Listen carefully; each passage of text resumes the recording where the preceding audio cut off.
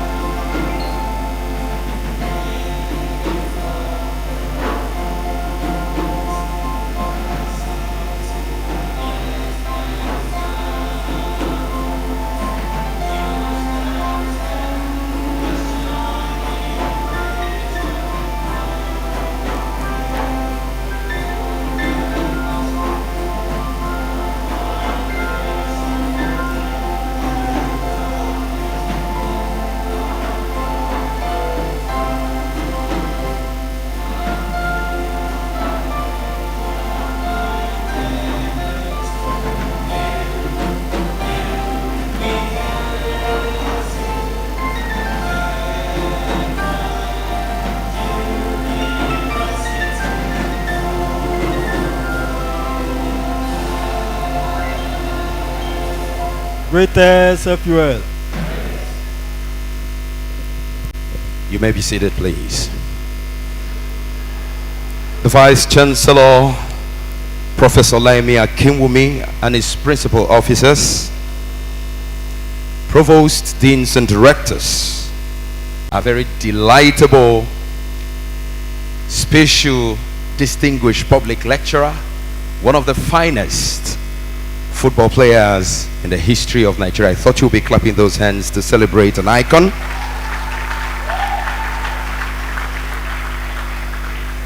Heads of departments and units here present, very distinguished guests and friends of the university, football lovers. The Directorate of Sports in Federal University Lokoja fully kitted this morning. Very distinguished guests, gentlemen of the press, ladies and gentlemen. Let me welcome you very specially to the 15th distinguished public lecture of this university. It is now my pleasure to respectfully invite the Chairman, University Lecture Series, to take over the proceedings. Put your hands together for Professor M.S. Audu.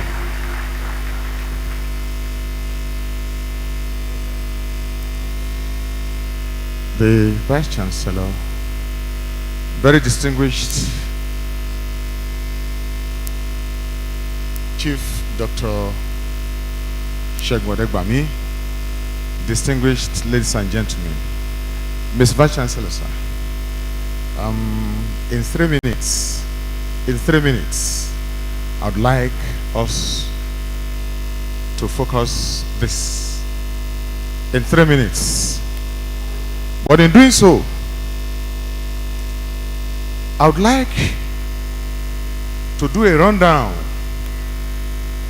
of the kind of lecturers that we've had that have delivered a distinguished public lecture in this university. We had Professor Adams Bodomo of the University of Austria in Vienna. We had Lieutenant General retired Abraman Dambazao, PhD, former Chief of Army Staff. We have Professor Sam Naidu of the University of South Pacific. We had Professor Ibrahim Agbola Gambari, former Foreign Affairs Minister and Chief of Staff to the former President Muhammadu Buhari. We had Professor Ayo Omotayo, DG NIPS. We had Ambassador Joanna Tamwaski, Ambassador of Poland to Nigeria. We had Olorundare Sode Thomas, the DG of Nikon.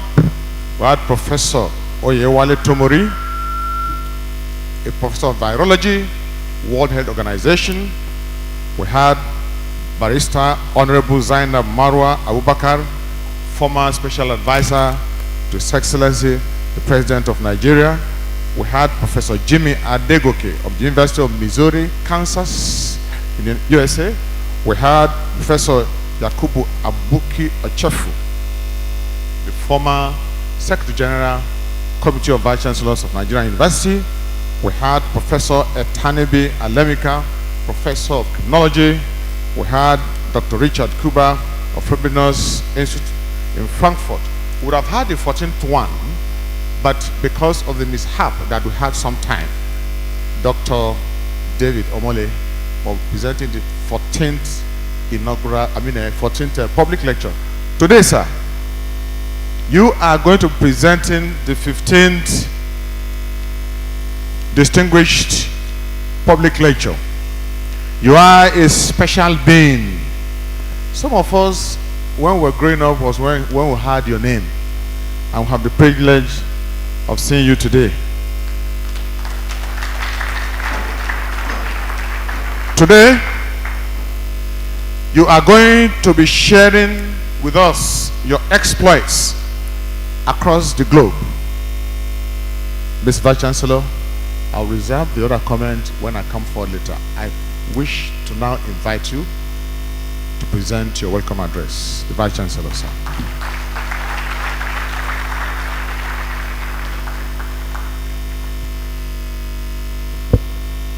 Our distinguished guest lecturer, Dr. Segun Odegbami, principal officers of the university, respected members of Senate, deans, directors, and head of department, distinguished guests, staff and students of our great university, members of the press, ladies and gentlemen. Let me also specially recognize the club 1901 that are present with us today, the Lokoja Club 1901. It is with immense pleasure that I welcome you all to the 15th distinguished public lecture in the series of public lectures at Federal University Lokoja. As a university, we are committed to advancing knowledge, stimulating intellectual discourse, and engaging with issues of national and global relevance. In line with this commitment, we have had the privilege of inviting eminent personalities and scholars, both from within and outside Nigeria, to share their wealth of knowledge and experience with us.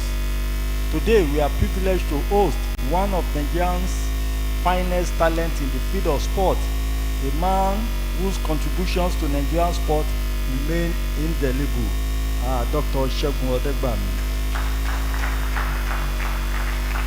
As academics, we recognize the transformative power of sport beyond the field of play.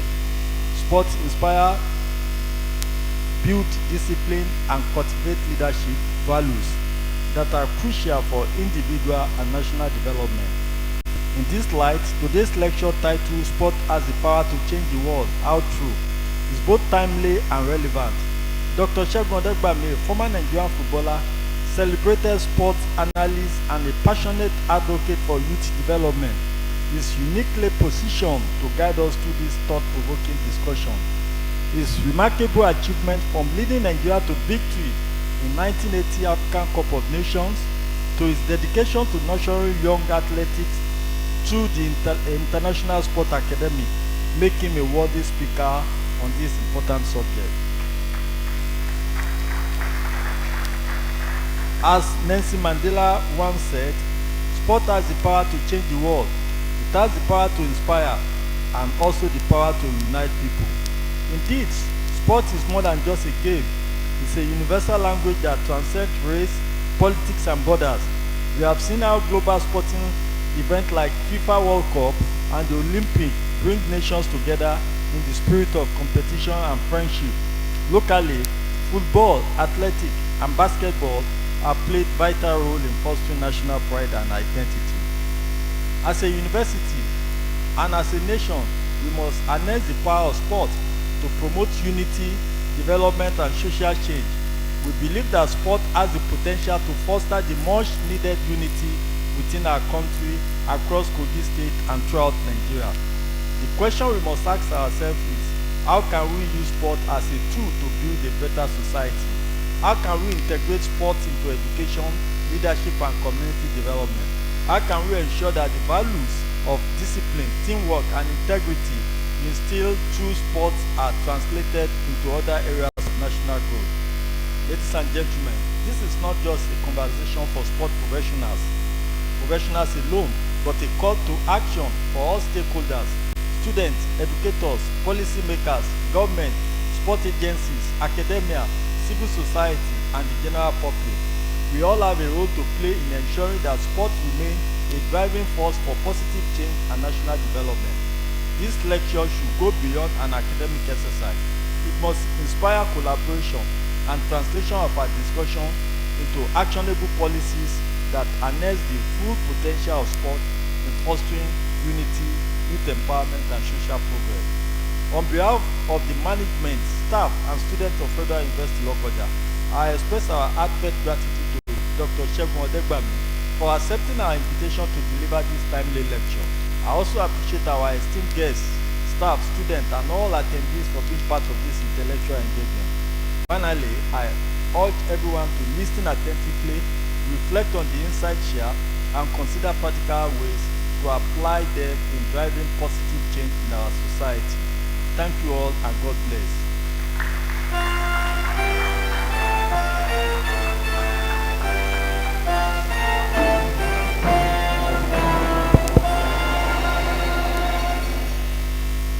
Thank you very much. Earlier, Mr. Chairman, I crave the indulgence of the House just for 3 minutes. Chris, 3 minutes.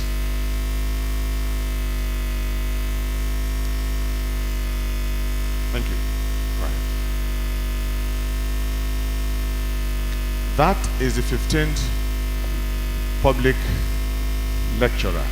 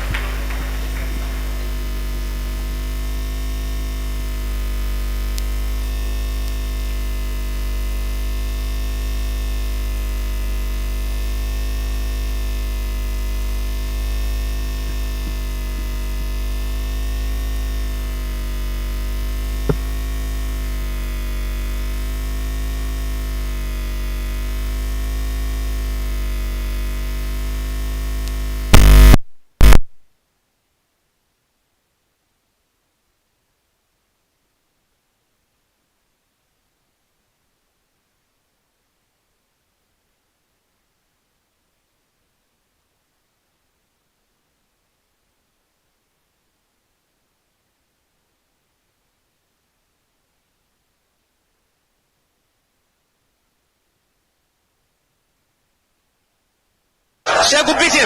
Nice and proper. Segun still going on. This is skillful. A chance! In a row, he couldn't get past. Now Segun Odegbami, a pass. And a free one for him. He has one man to beat him, and he's on his own. Kuchi running on fast.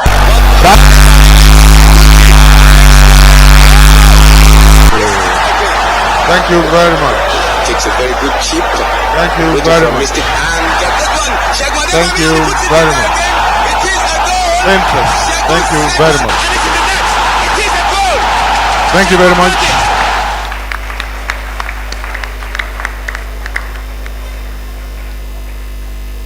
Mr. Chairman, sir, the man that we have just watched that performed some 30 years ago is right in our midst.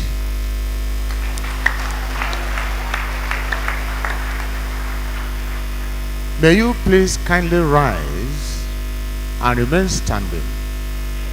That is him.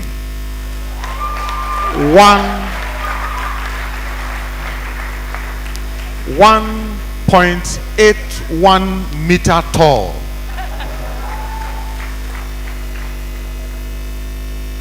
He is a former right-wing Green Eagles captain, a monument, a versatile and serial entrepreneur, a diplomat, an author, a columnist, a journalist, an ambassador. Dr.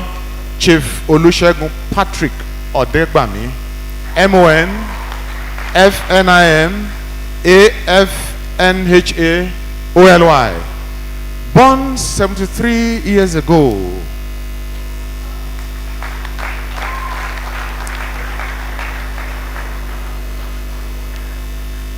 In Lagos, to his father, Pa Jacob Adebola and Mama Bintu Abeke Odegbami, and raised in Jos. He attended St. Teresa Primary School and St. Murumba Secondary School, and then proceeded to the Ibadan Polytechnic and graduated in 1976 with distinction in mechanical engineering.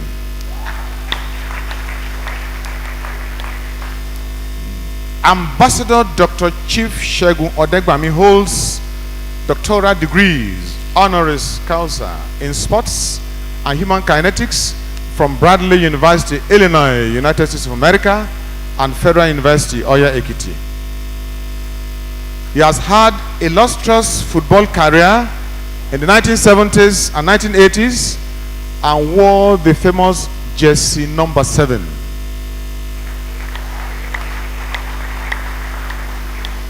In 1971, he featured at the NTC Ibadan, and between 1972 and 1984, Segun Odegbami played for the Housing Corporation Football Club in Ibadan, WNTV, WNBC Football Club in Ibadan, Ibadan International Shooting Stars Football Club in Ibadan, and player and captain Nigerian national team, the Green Eagles.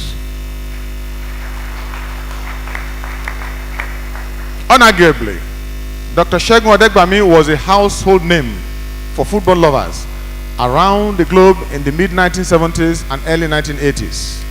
He won 46 caps and scored 23 goals for Nigeria national team, the Green Eagles.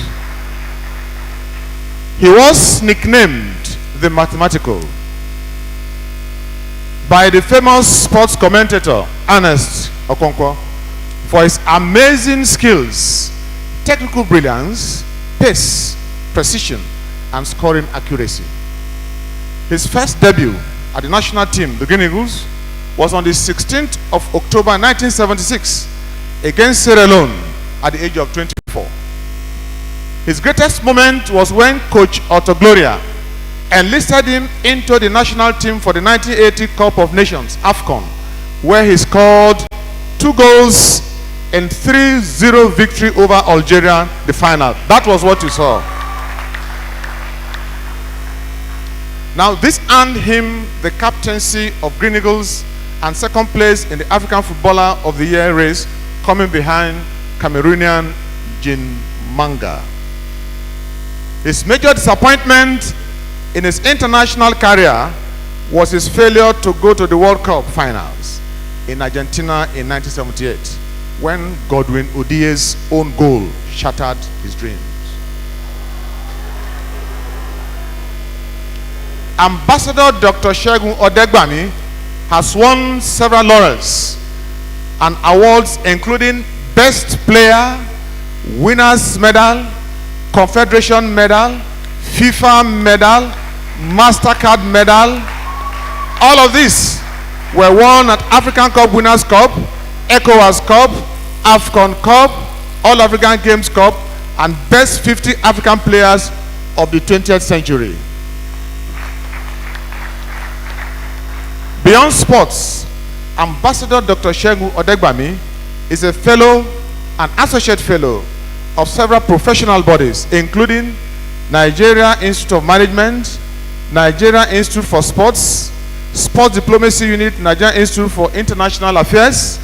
He is Ambassador International Red Cross Organization, Ambassador World Peace Organization, Ambassador for Africa Non-Communicable Disease Nigerian Alliance, Ambassador 1 Goal Education for All FIFA World Cup 2010 Legacy Project, Ambassador Air Peace Airline. Apart from managing the following Olympic medalists: Chioma Ajunwa, Charity Opara, and Innocent Asonze, Ambassador Segun Odegbami was a member and chairman of several national and international appointments and responsibilities. He was chairman, still chairman, Bass Media Limited, owner of Eagle 7 Sports Radio, Abeokuta. That is his personal radio station. He also owned a television house. He is a proud owner and proprietor of a successful sports academy, chairman LOC First West African Academical Football Championship in 2004, chairman Worldwide Sports Limited Lagos, chairman Ministerial Committee on Blueprint for Sports Development in Nigeria, chairman National Institute for Sports between 1999 and 2003, vice president Nigeria Olympian Association between 2002 and 2010, member Nigerian Football Association Board between 1992 and 1995, and a host of others, including directorship of a host of companies, particularly Complete Communications Limited, which is his own personal publications outfit. Ambassador Dr. Segun Odegbami is a consultant to several organizations, including Shell Petroleum Development Company of Nigeria Limited, Guinness Nigeria Limited, Globacom Nigeria Limited, Nestle Nigeria Limited, Nigeria Heart Foundation, and so on and so forth. Ambassador Segun Odegbami has authored 4 best-selling books. Apart from being a public speaker, he is also a documentary producer. He is a member of Ikoyi Club 1938, member Life Honorary Lagos Country Club Ikeja, and coordinator Afenifere Renewal Group. Ambassador Odegbami holds several traditional titles across Nigeria, and most importantly, including Enyi-Oha 1 of Ayazu Mbise in Imo State.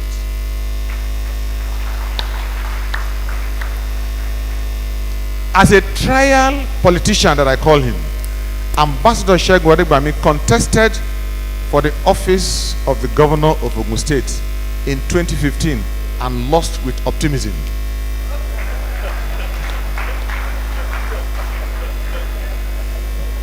In 2016, he took another swipe by submitting nomination for the office of president of FIFA.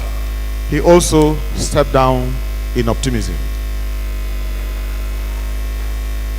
In 2007, Ambassador Odegbami appeared in the Nigeria's Who Wants to Be a Millionaire, hosted by Frank Edoho.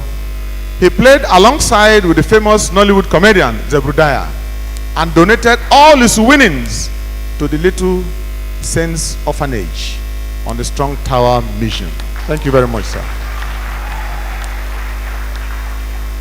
Ambassador Segun Odegbami is married to his beloved wife, Oyinda Adeyemi Odegbami are blessed with very successful children.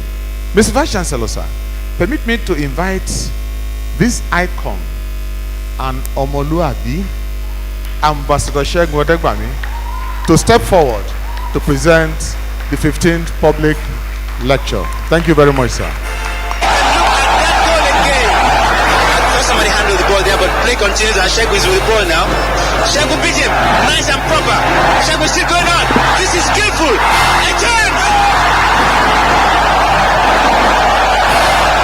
Full in a row, he couldn't get past. Now Segun Odegbami, a pass, and a free one for him. He has one man to beat, beats him, and he's on his own. Takes a very good chip, waiting for a miss. The Vice Chancellor, my brother, let me all of you who are here. You're all distinguished. I want to thank very sincerely the Vice Chancellor for inviting me to be here. I wish, as I usually do, whenever I talk sports, to just speak from the heart. But this is a lecture, and it is being recorded and will be broadcast. So I will take my time and go through the little that I have prepared that I hope will serve the purpose for which I am here. And of course, I'm deploying technology for the first time. I've never done this before. To use my phone to read or something like that. Never done it before. So if I stumble, please don't worry. The message will come through.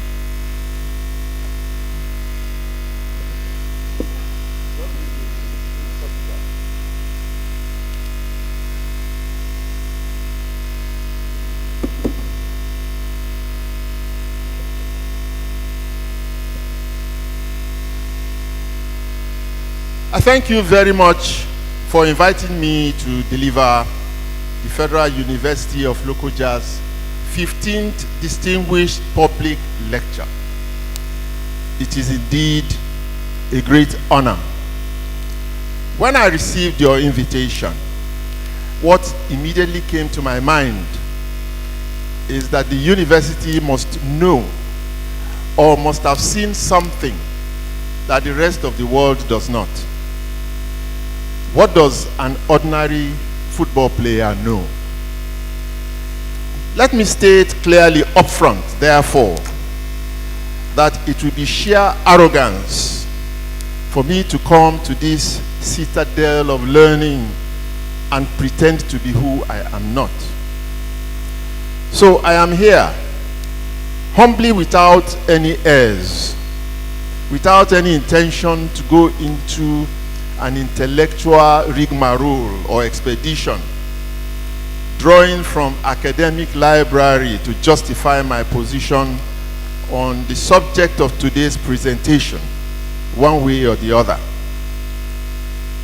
So, having nestled comfortably against that background, I'm here only to share my work in sport, limited as it is, as well as my unique experiences, probably a side of today's subject matter that may not be found in established academic sports literature.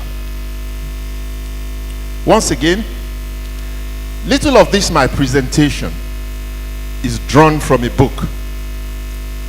It is the product of my personal experiences, significant and sometimes interesting events, people, and places that will help me to successfully navigate what is truly an intriguing topic for a public lecture.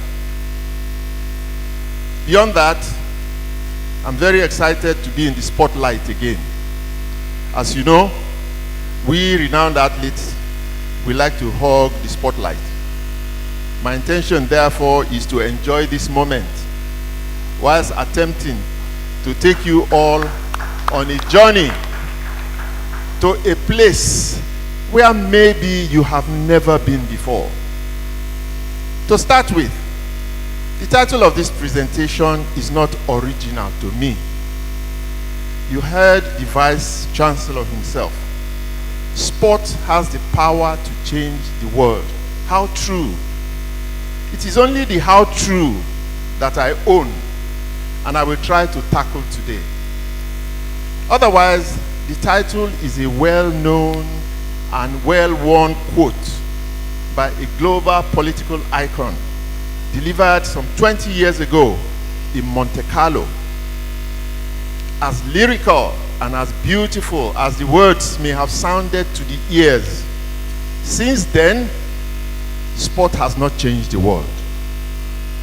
It has not even impacted the world the way that it should have had the world appreciated its full power and had been ready to embrace the kind of change that sport can bring upon it. So, the world took the words of late former President of South Africa, Nelson Rolihlahla Mandela, as political rhetoric deriving from the emotions at a time in his life that was impacted by sport. A well-documented experience viewed through the lens of sport. Yet, the Madiba speech was epochal. Everlasting words expressed before an audience of very famous global athletes at the first Laureus World Sports Award in Monte Carlo. These are his words, an extension of what the VC said. Sport has the power to change the world. It has the power to inspire, the power to unite people in a way that little else does. It speaks to the youths in a language they understand. Sport can create hope where there was once despair. It is more powerful than governments in breaking down racial barriers. It laughs in the face of all types of discrimination. The heroes standing with me are examples of that power. They are valiant not only in the playing field, but also in the community, both local and international. They are champions, and they deserve the world's recognition. Together, they represent an active, vigorous hall of fame, one that goes out into the world, spreading help, inspiration, and hope. Their legacy will be an international community where the rules of the game are the same for everyone, and behavior is guided by fair play and good sportsmanship. End of quote. Mandela was not just an ordinary political activist and was definitely not flippant with his words. He was serious. His choice of words were deliberate. He was a respected sage, probably the most famous human being on earth at the time of his speech. A man that gave his life to protesting against the dehumanization of black persons in his country under one of the most oppressive systems of government in history. Apartheid was a satanic white supremacy system that made slavery in the 16th to 19th centuries look like a picnic. Dr. Mandela was eulogizing the exploits and accomplishments of great athletes, even as those words had a deeper and broader meaning, enough for a person like me to borrow and to promote beyond the cliche of just unifying people. In 1993, he was released from jail after serving 25 years out of a life sentence. In 1994, he was elected the first black president of a new South Africa. In 1995, South Africa hosted the Rugby World Cup, and as president, he attended the final match between South Africa and New Zealand. That afternoon of June 24, 1995, Mandela emerged from the underground tunnel of Ellick Park Stadium onto the bright sunlight of an arena with 62,000 spectators packed like sardines. A rainbow coalition of black, white, and colored people singing, dancing, and drumming together for the first time in a public place. The entire stadium was chanting, "Nelson, Nelson, Nelson," the name of a once demonized man who became the most loved and first elected black president of South Africa. It was a scene viewed on television by over 3 billion humans around the world. It could have been a spectacle straight out of a fictional movie titled The Impossible, because a South Africa of such coloration was considered inconceivable until that moment. Even Nelson Mandela must have stared in disbelief at what sport manifested on that day. A rugby national team that united sworn enemies, birthed a new country, and showcased the possibility of a new world order. That day, with the broadest of smiles on his face and waving to the crowd in blissful appreciation, Mandela uttered a few words, a clarion call to his people and to the rest of the world. He said, "One team, one country." So for such a man to describe sport as capable of changing the world must be taken seriously. It must be one of the first global public testimonies in recognition of the power of sport as a tool for global application. Before then, crises had either blessed or bedeviled global sports for decades. The first in my own consciousness was the temporary cessation of the brutal 3 years Nigerian Civil War. On two separate occasions, 2 days in 1968, it is documented in some historic literature that the fighting between the troops of Nigeria and Biafra stopped temporarily to allow the soldiers of both armies to listen to the radio commentaries of the 2 matches involving Santos FC of Brazil, led by legendary Pelé, the most popular athlete in the world at the time, and ordinary Bendel Insurance FC of Benin, and the national team, the Green Eagles of Nigeria, in Lagos. Another event also, in my particular experience, almost shattered the myth of the immunity of sport from the vagaries of politics.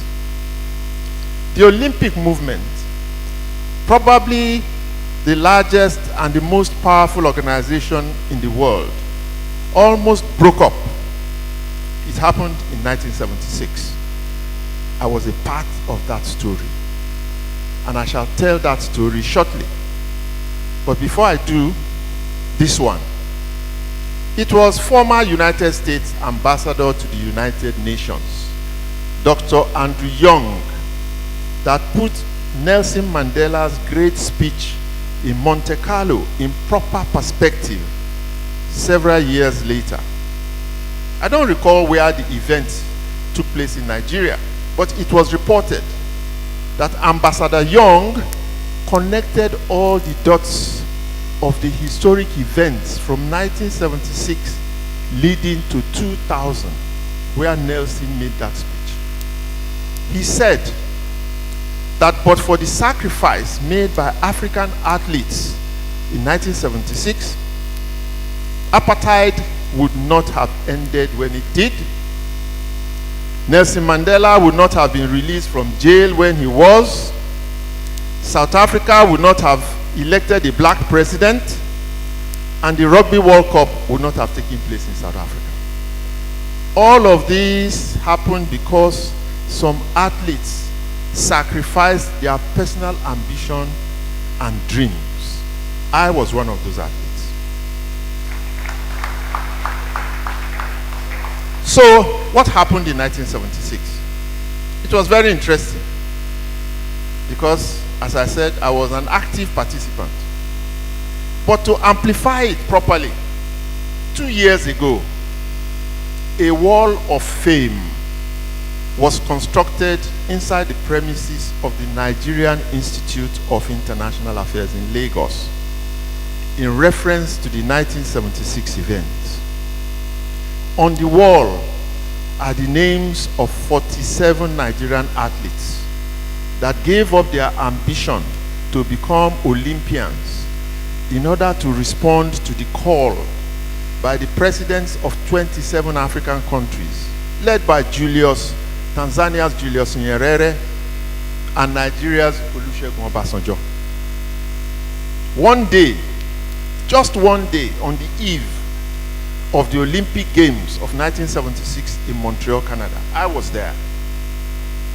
We were instructed to boycott the Games if the Olympic Committee failed to expel New Zealand from the Olympic Games. The IOC insisted they would not expel New Zealand because rugby, which was the sport in question that they were engaging with South Africa for, was not an Olympic event.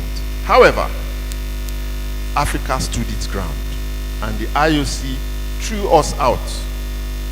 All of us from the 27 protesting African countries, including Iran and Guyana, who joined in sympathy, were thrown out of the Games village within 1 hour of notice. The devastated athletes became the pawns in this unprecedented political diplomacy power play. As I said, I was one of the young Nigerian athletes that were sent packing from the Games that day, and we were left to manage the psychological and physical damage done to our dreams of becoming Olympic gods, only to end up forgotten for 47 years on the tarmac of history. That 1976 boycott was the start of a series of political interferences in sports. The next two Olympics in Moscow in 1980, I was there also, and in Los Angeles in 1984, suffered similar fate and became pawns of global political chess game between the superpowers. But after 1984, the world realized the unprecedented damage being done to the youths and to the most unifying activity known to man. The world had to go and reset the buttons of the Olympic spirit in order to bring back sanity to the Olympic movement, to the Olympic Games, and to sport as a whole. Since then, every country in the world has avoided tampering with the sanctity of sports as a unifier of the world, a catalyst for dousing tensions, for creating friendships, for peace, and for conflict resolution. But just for the records and your information, our sacrifice of the 1976 sports boycott, the first in Olympic history, was finally remembered. The Nigerian athletes were reunited again some 2 years ago after 47 years in limbo. We were lavishly celebrated and rewarded on July 28, 2023 by Air Peace Airline and the Nigerian Institute of International Affairs. Those two organizations, Air Peace Airline, made me an ambassador, and the Nigerian Institute of International Affairs made me an associate fellow of the institute in charge of the sports and diplomacy unit.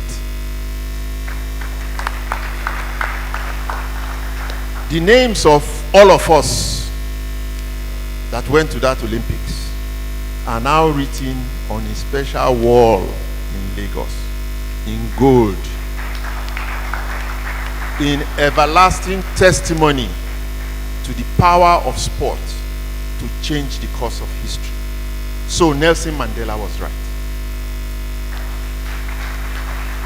From Monte Carlo in the year 2000, Mandela's words kept engaging my mind. But was the power of sports restricted to politics only? Can't it be deployed to impact other sectors? The questions kept running through my head. Remember also that my worldview before now was limited to my experiences as a football player only.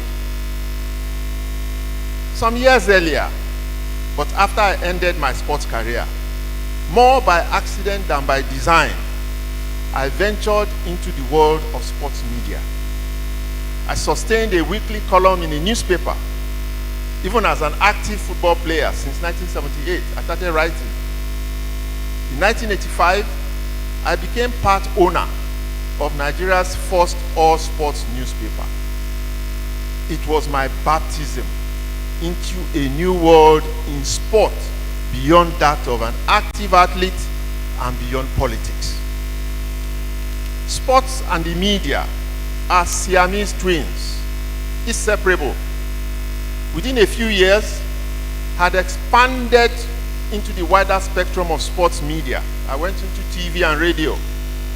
I soon became some sort of an authority by always adding invaluable athletes' experience and perspectives to my own analysis. So everybody found me useful. Some years later, it was not surprising when the School of African Studies at Harvard University in the USA invited me as a resource person, along with 4 other experts drawn from different countries in Africa, for a discuss on the sports business in Africa. I was the only person from West Africa. A clear demonstration of how far behind Africa lagged in the global sports industry. I managed to bluff my way through the program, even though I realized after it that, although I was looked on as a guru in sports marketing in Nigeria, I actually knew nothing. But the experience was a wake-up call. I took away useful information and lessons. The sports media industry, as part of the global sports entertainment industry, was one of the most flourishing business sectors in the world. Today, it has a conservative estimated value of some $2.5 trillion, and yet Africa is in the doldrums. In Nigeria, we haven't scratched the surface. The media is thus another space that is using the power of sports to thrive outside of politics.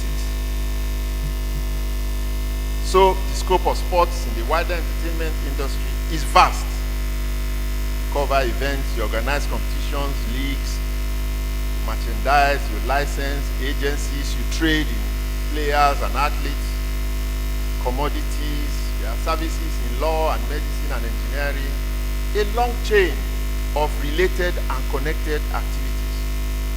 So the sports business was a window for me into other frontiers of the power of sports to impact the world. One day, soon after my Harvard experience, I was invited by the Nigerian Heart Foundation to help raise funds for a golf tournament in their work of creating awareness for a rampaging silent killer in Nigeria. 1 in every 5 Nigerians walking the streets that you see, that you know, was suffering from one heart-related disease or the other. Life expectancy amongst the largest black population on earth had plummeted at the time to below 50 years of age. High blood pressure, diabetes, obesity, and several forms of cancer were ravaging the people. I'm talking of Nigerians. I was shocked to learn about these things happening around me unnoticed. It was another eye-opener. the close connection between sport and health was established. It is a no-brainer. They go together hand in hand. But I did not think or realize the magnitude of that connection until my work with the Nigerian Heart Foundation started. But I soon abandoned trying to raise funds for the foundation and started working closely to create public awareness about the prevalence of non-communicable diseases in Nigeria, the ones I listed to you, and by extension the rest of Africa. For my work, I was eventually appointed African Ambassador of Non-Communicable Diseases Nigerian Alliance, and that followed shortly as African Champion for Exercise is Medicine, USA. Local responsibilities, but of global dimension and significance. To crown my sport and health experience, because that was a new field, I was also invited as a resource person to the 13th World Public Health Congress in Ethiopia to give a report on my work with the children in my little sports school that I established in 2007 in response to another event that took place in 2004. The jigsaw puzzles were just falling into place. I will tell that story later. Meanwhile, I didn't realize, even with that experience, I was just scratching the surface of the connection between sport and health. One day, I was working with some professors of physical and health education from different countries in Africa and Canada on the campus of the Jomo Kenyatta University in Nairobi, Kenya, when we were invited to join a group of town planners, environmentalists, and engineers who were on the campus trying to remodel the city of Mombasa on the Indian Ocean coastline of Kenya. They were working on that project and they invited us. And I asked myself, what has sport got to do with town planning? As we sat for that meeting. Then they told us they needed our contribution in identifying and designing locations within the city for sport and leisure activities. Running lanes, cycle lanes, recreational parks, the no-car zones, sports infrastructure areas, and so on and so forth. How to make the city a healthier place for the citizens, to reduce air pollution and carbon footprint, block by block. I sat there and I was mesmerized. This is not sport, this is town planning. It was a massive project and another eye-opener of the power of sport beyond politics to nurse and to heal the environment and the world, village by village, city by city. The whole project was screaming sports and climate change. This is an existential threat to humanity as we speak and sit here. It gets even more interesting. In the year 2004, I attended the first World Scholar Athlete Games in the University of Rhode Island. It was a friendship games for students in secondary schools, all under the age of 17 from over 150 countries. The United Nations Organization was involved in the games. Their representatives were there to introduce and promote the activities of a new special sports unit set up in the United Nations to drive aspects of the Millennium Development Goals agenda at the time. The UN objectives did not even have any coloration of politics. I was wondering. The unit was to develop programs that will support the global fight against illiteracy, poverty, hunger, unemployment, and diseases, HIV/AIDS, in the world, and they had a target. These things had to be eliminated by the year 2015.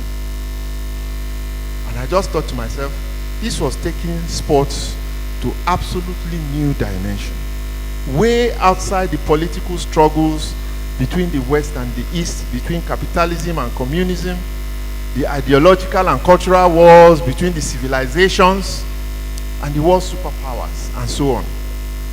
Sport had become a weapon to save the world in various ways through programs being revealed in my personal experiences. Remember the genesis of all this, my conversation. Nelson Mandela's speech stating that power or sport has the power to change the world. I could already see and experience the expanding scope, the dimensions and possibilities for making that simple speech a reality. Now, here was the United Nations getting involved, introducing sport for the first time as a tool beyond the regular rhetoric of unifier, friendship, and peace. At adjacent seminars organized for participants during the Scholar Athlete Games, I sat, listened, and drank lavishly from the fountains of new knowledge from experts in various fields, exploring the potentials of sports as a weapon, if well deployed, to solve some hitherto intractable societal problems in the world. I listened to former President Bill Clinton on the final day. He spoke on sports as part of the globalization of humanity and ended with a final admonition for every one of us to be ready to make a difference in the world with our activities if we cannot, as individuals, change the world. It was a great counsel. By the time I was leaving the USA in 2004, sport had become to me a very serious agent that could take a shot at changing the world for good if well deployed. I decided to make it my mission for the rest of my life. So everything I'm going to say from now onwards here are the consequences of that my decision. Even this my presentation here today is only there for my personal testimony of my work along that line as I have demonstrated. I returned to Nigeria from my experience at the University of Rhode Island a totally different person. I went and established a small specialized model school, sports secondary school in my village. It became my laboratory to research, to teach, to learn, to document the impact of various aspects of sports on young people. For example, what are the benefits or effects on children at an early age of certain foods, of intense physical activity, of outdoor activities as against sitting behind computers for hours, of vigorous running, jumping, kicking, or even walking long distances. What are their effects and what are their benefits, and so on. I also set out to build a particular model to tackle the issue of illiteracy. The most affected environment in the world, the area with the largest concentration of illiterates, that has between 13 and 18 million out-of-school children, incidentally, was in some parts of northern Nigeria, an area that was also facing internal conflicts and crises. The challenge they had there was how to enroll the children into school, how to retain them in school, what teaching methodology that will make learning easy for them and interesting, what are the curriculum that are not offensive to their religion and culture, and that will give a clear pathway into a future that fulfills their passion and talent and guarantees their success in life.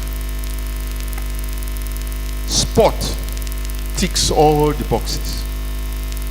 It is a perfect tool, in my estimation, that could drive out illiteracy in such a difficult environment.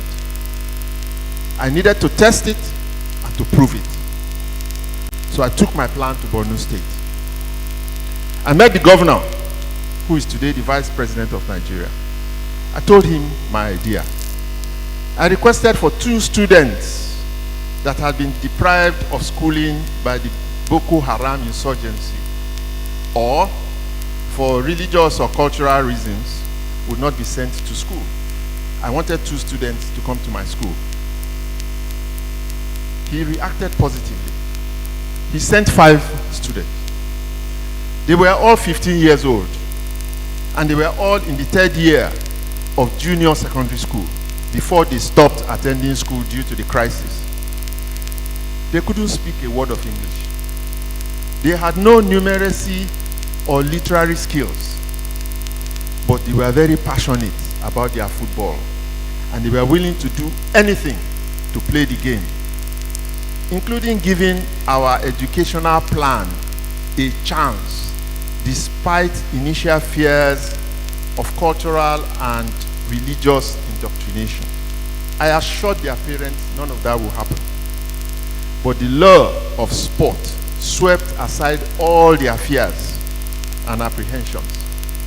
They came to the special school located in a little village in the heart of Yoruba land for their sports and education. Waasimi became their home for the next 3 years as they went through the special sports and academic programs at senior secondary school level with a teaching methodology that we developed from the UK for children that had learning difficulty. They graduated 7 years ago.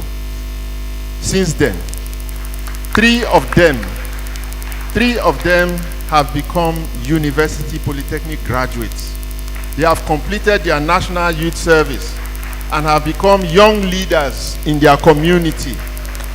Every single one of them now is still involved in sports, not necessarily participating, but in their different fields of study related to sport. So you can cross-check. There's Abdullahi Mohammed, there's Abdul Fattah Mohammed, there's Lawan Buka. They are all alive and kicking. They have become ambassadors of the power of sport to eradicate illiteracy, to empower the youths with educational professional skills, to gain enrollment into schools, and to become leaders in their communities.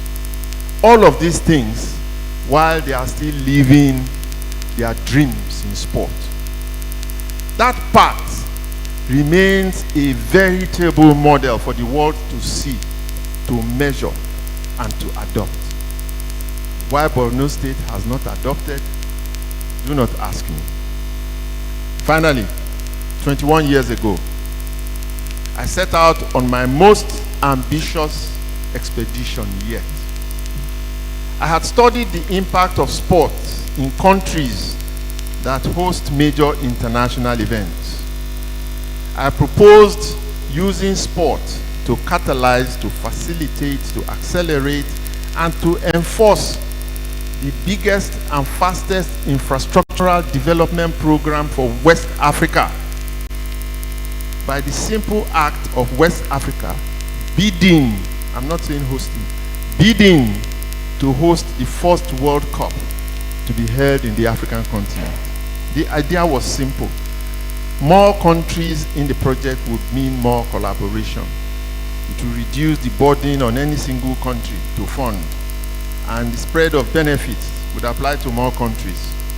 The 8 years of preparing to receive and host a visiting global community of at least 1 million people for over a period of 1 month would change that region completely forever. It was too good and too simple to be true. Yet, sport has the power to achieve that and more. The evidence is all over the world, in China, in the UAE, in Europe and America. In these places, sport continues to expand its deployment for infrastructural, social, and economic development.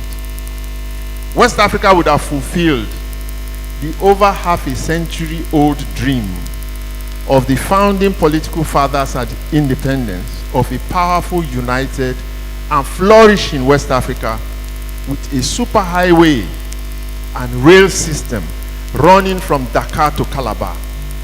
A single currency for that region. A borderless region with one visa requirement for all. A common security, immigration, and customs apparatus across the region. Free trade and movement, etc. That was my dream in 2004. I revived it again in 2024 for sports to lead in building a new West Africa through hosting the 2030 or the 2034 World Cup. It did not find fulfillment only because understanding and appreciating the power of sport to change the world has still not found ardent followers, believers, particularly amongst the intelligentsia and big business that can drive it. So, the idea remains on the tarmac, idling away. Well, it has become my life's mission to be an ambassador of spreading the message of the potency of sport to impact the world and possibly change it for good. It is not an easy road to travel, but I'm always encouraged by Bill Clinton's wise counsel: if you cannot change the world, ensure you make a difference. That's what I'm doing here today.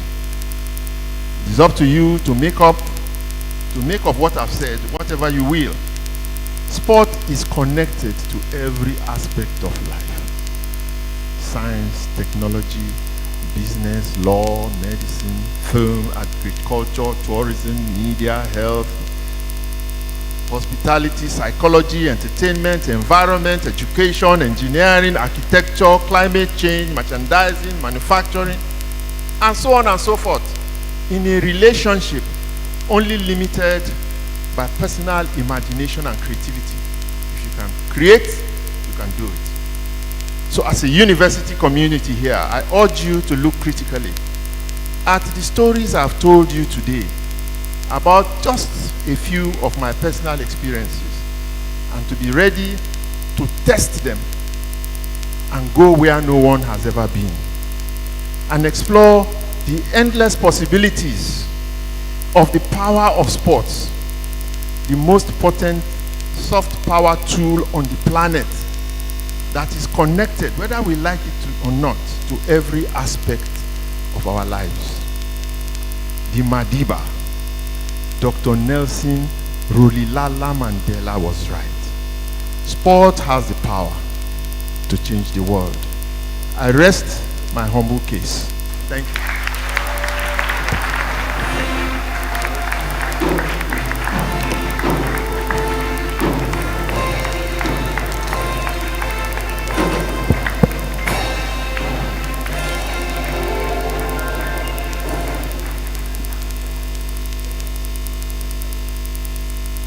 Thank you.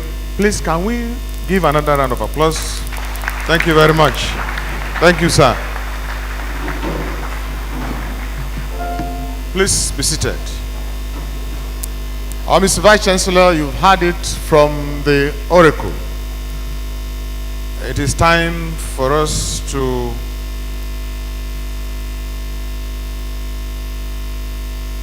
response, contributions, questions. Yes, if you want to ask a question, raise up your hands. As usual, we identify you, you come forward. Yes, Professor Ataudi. Please come forward so that you can clearly be given a... Yes, we want you to come forward so that we can... Thank you.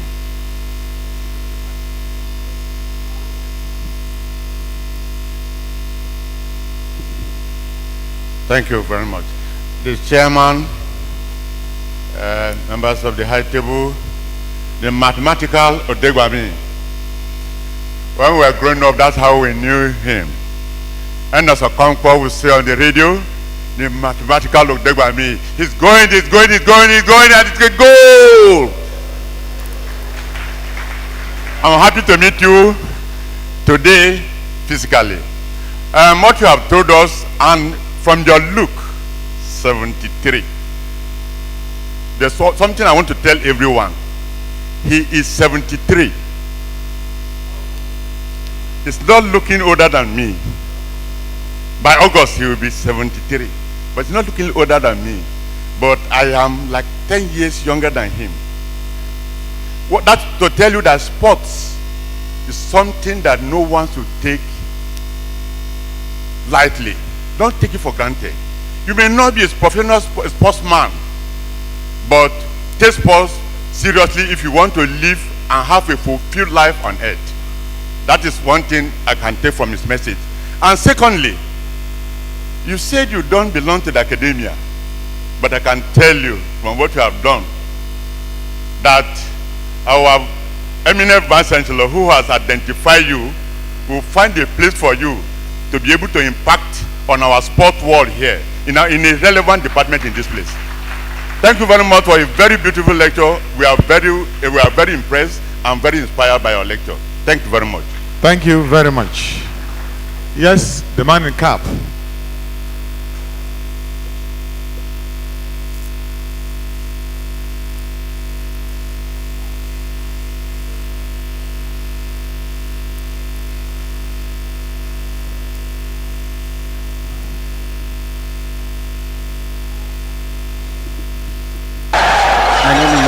Dofia Niedi from the FPL Deadline Show, a magazine program on football. I want to appreciate the distinguished lecturer, first of all. As a sports analyst, we always say we live in the times of Segun Odegbami. You cannot be a sports analyst and not say that. All right, I want to make a very simple contribution. Mine is on sports economics. The gap between sports economics in Nigeria is too far. I write magazine programs for FPL show far away in the UK. Why am I doing it for another country when I can do it in Nigeria? For the Premier League to hold a game, a train can move from Manchester to Liverpool. Matches can be delayed for 15 minutes or 20 minutes or 30 minutes if that train has not moved. That is an economic importance of sports. The government understands that people have to move, 10,000 fans, 20,000 fans have to move from different parts of the country, and governments are generating revenue. In Nigeria, I was part of the Liga Lagos on social media. Liga Lagos has more social media presence than the Nigerian Premier League. Every young person in Lagos knows of the Liga Lagos. It can be played in Mushin, in Agbado, anywhere. Everyone knows it. Now, the gap between football or sports economics and Nigeria is too wide. Young people in Nigeria are doing football magazine programs for different parts of the world and not for Nigeria. I saw a team here for the first time in Lokoja. I write magazine programs. I can write magazine programs for them. But then, who is interested in magazine programs in Nigeria? I'm writing a current magazine program called the FOAT. It's called Favorites of All Times. Please, my distinguished lecturer, I want you to be the first person on that episode. Because the more we amplify these messages, the more people get to know our favorites of all times. Segun Odegbami is an household name in Nigerian football.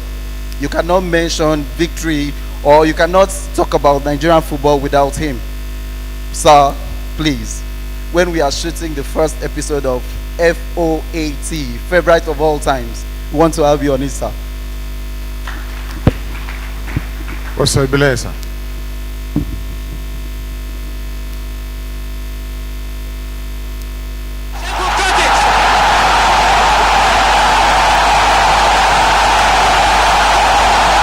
Vice Chancellor, sir, our most distinguished lecturer, my name is Benga Ibileye. What has happened this morning is akin to what happened to me when I was on my National Youth Service. I served with NTA Abeokuta, and as a young copper, I was sent to cover a press conference by Professor Wole Soyinka. I sat there. I almost couldn't write anything. When I went back to my station, they asked, "Where's your report?" I had no report to submit because I was so enthralled by his delivery. Today, I managed to write something. And it has to do with sports curriculum in the university. Sir, the process of integrating sports into the admission systems of institutions is a strategic way of building capacity in the sector. However, there have been murmurs of concern about standards, especially when potential candidates sometimes score low in their UTME and have to be away for extended periods in order to participate in sporting competitions. How do you react, and how should institutions handle this? That is one leg. The second leg, sir, the MC made reference to Mr. Ernest Okonkwo, that legendary sports commentator. He created giants out of footballers, including you, sir. Even without the images, we could relate to what was happening in the field of play. We could see you dribbling. We could see the power of your shot. Sir, in your academy, do you have this communicative aspect to the training of your young ones? Because, sir, we need powerful communicators to relay what happens in the field of play to the viewers. Because you also mentioned that the media is crucial to the business of sports. Thank you, sir. Somebody handle the ball there, but play continues and Segun is with the ball now. Segun beat him, nice and proper. Segun still going on. This is skillful.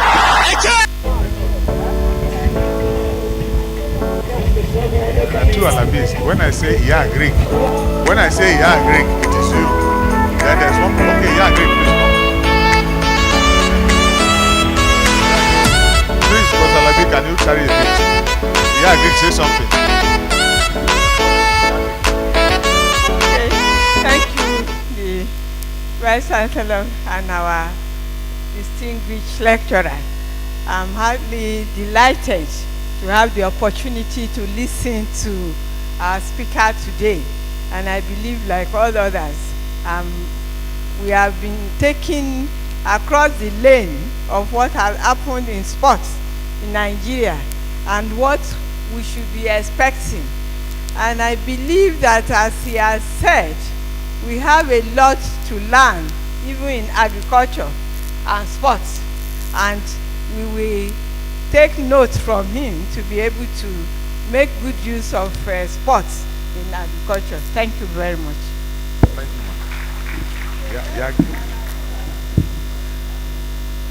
Yes, Professor Alabi, please. Thank you, yeah, Greek. Thank you very much, the Vice Chancellor, and I want to appreciate mathematical Segun Odegbami for this wonderful delivery. In 1980, where you were mesmerizing them in the field, I was in my final year in the secondary school, 1980, and I was the head boy. We had exams, and as a head boy, I said that exam should be adjusted so that we can listen and watch. Well, for that time, it was radio, isn't it? Yes. Yeah, Ernest Okonkwo. Because without that, of course, people abandon their food just to listen to the commentary. I want to say thank you very much. I have a comment and a question. The comment is about you explicitly have explained the power of sport. I must tell you, as a professor, I'm a professor of entrepreneurship.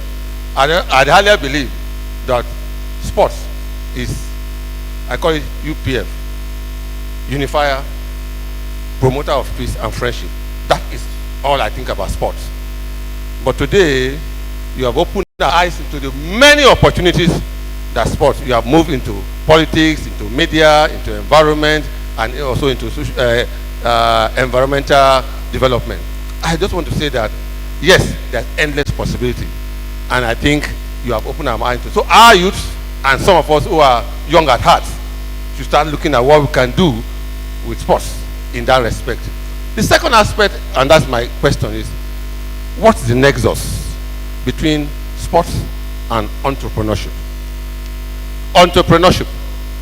I know of a young man who was a footballer here. In your days, you know Mike Itemagbo is now the one who's promoting this Otete festival in Edo. We were classmates. He has moved. He was a fine footballer. I also played 7 in my days in primary school, like you did. All right? And I later moved as a blockbuster, you know, to center for all. But all those is history now. I'm interested in entrepreneurship.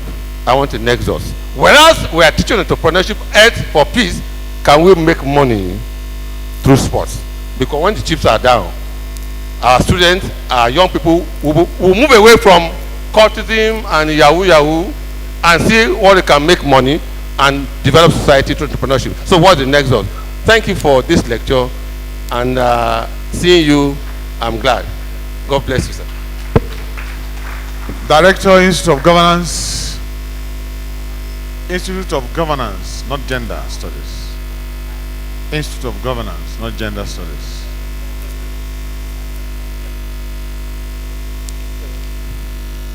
Thank you, sir, Mr. Moderator, the Vice Chancellor, sir, our distinguished public lecturer. Listening to you, I must say, it's a dream come true. Professor Tawadi had alluded to that. And I was wondering, at your age, you delivered that mesmerizing lecture without asking for a cup of water. Yes, please, let's give him a round of applause for that. And I must say that it was a lecture, we don't need to take any note. I think in the next couple of years, we can relate with what you have said here, word for word, section by section. So thank you very much, sir. And I want to also congratulate you, our VC. This is a classic example of the town-gown relationship that we always crave for in the university. My own field is political science. And I must say that I've always loved sports as a metaphor to explain political development. And today, you have also demonstrated that. We recall the 2006 World Cup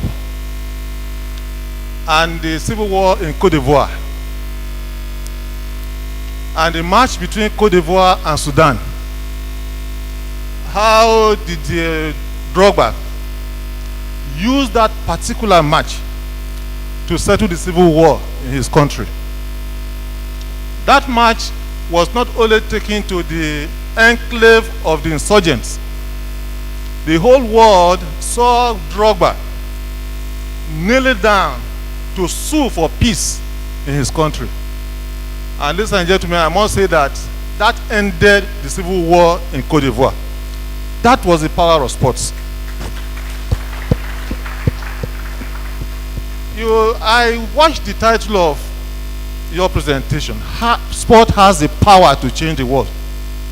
But my question is, has sport actually changed the world in which we live? Yes, to some extent. But I think we have a long way to go. Maybe if Mandela were to be alive, the xenophobia attacks we see in South Africa today would not have been a possibility. In other words, what has happened to sports in South Africa, such that the blacks are now turning against the blacks, And in my own discipline, I have also used 5 indices of sports to explain what is happening in our environment. You talk of the pitch itself. That's the political arena. You talk of the players, the political actors. We talk about the rules of engagement on the field, talking about our constitution, right? We talk about the referees on the field, our own almighty INEC and other agencies, and so on and so forth. In other words, if you look at all of these, they have a way to explaining why sport has not been the power to change the world. At your age now, except you want to play for novelty matches, I don't see how you go to the field and say you want to play a competitive match. But we have seen men and women of your age who have refused to vacate the political space for the younger ones. And that is part of the problem we have as a nation, as a continent. So I want to thank you very much for this, for enlightening our minds again. And I must say that in those days, there was no television to watch you on the field. It was through radio. And we moved from house to houses to those who have radios to listen to Ernest Okonkwo. And so watching you live and direct like this, I think it's a compensation for those old days we couldn't see your television. Thank you very much, sir. Director of Gender Studies. Can we take a look at that goal again? I thought somebody handled the ball there, but play continues and Segun is with the ball now. Segun beat him, nice and proper. Segun still going on. This is skillful. My gender. Thank you, sir. The chairman, sir, the vice chancellor, our public lecturer. You remember? You remember Ernest Okonkwo's coination? Cocastica, fantabulous. The lecture has been cocastical. I grew up in the household full of boys, so I had no choice. And as an undergraduate, I had to also pick up sports. You know, doing marathon for my faculty and Nuga for my university. So, thank you.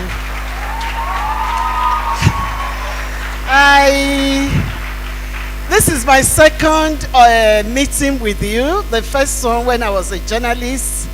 We used to groove at, there's one jazz center in Onike. Yes. Yes, I used to come there, but you didn't know me. I was such a cockroach that time. But it's so good to meet you. Thank you so much. Actually, I listen like everyone has said. Your lecture is like jazz music sipping into the soul. You know, we really appreciate it. But I have one or two concerns, or maybe I want to do Oliver Twist and see how I can twist you into my institute with all that you are doing. But then the first one is, how can you have listed quite a number of things on how sports can change the world? How true? Yes, sports has, like my senior professors have also mentioned, you know, sports has touched lives and in every way. But then, how far? My concern is, the United Nations International Women's Day theme is accelerate action. How can we use sports in this light to move gender inclusivity? How can we, because if you look at Nigeria in the current dispensation, the women are still left behind. If you look at even in the sports arena, there is a high level of discrimination against women in sports. How can we accelerate action to make women more inclusive, to make women more empowered and safe from violence, from abuse, from discrimination, and all of that? Now, I want to also use this, like I said, I'm an Oliver Twister. I want to Oliver twist you into the Gender Institute. It's a very young institute, the baby of the Vice Chancellor.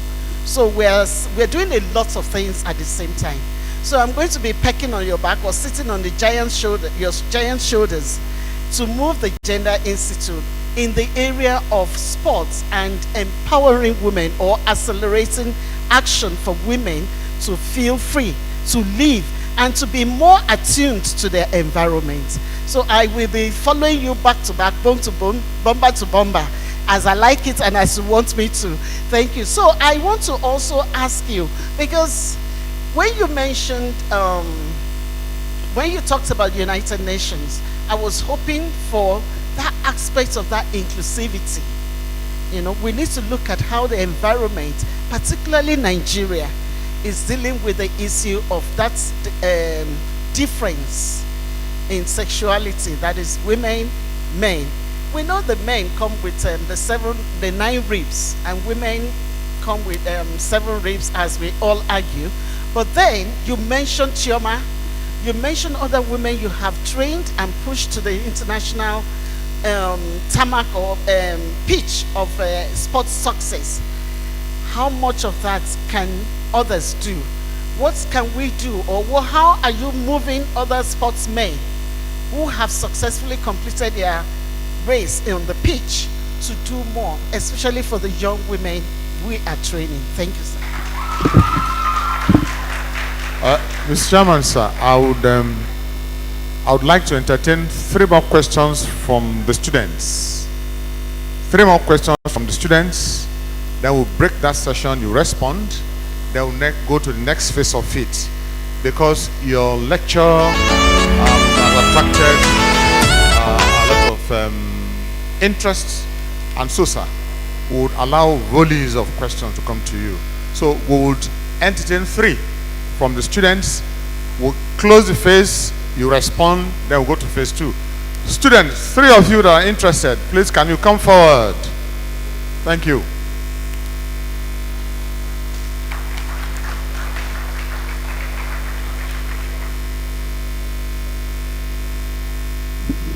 Going on. This is skillful. One after another.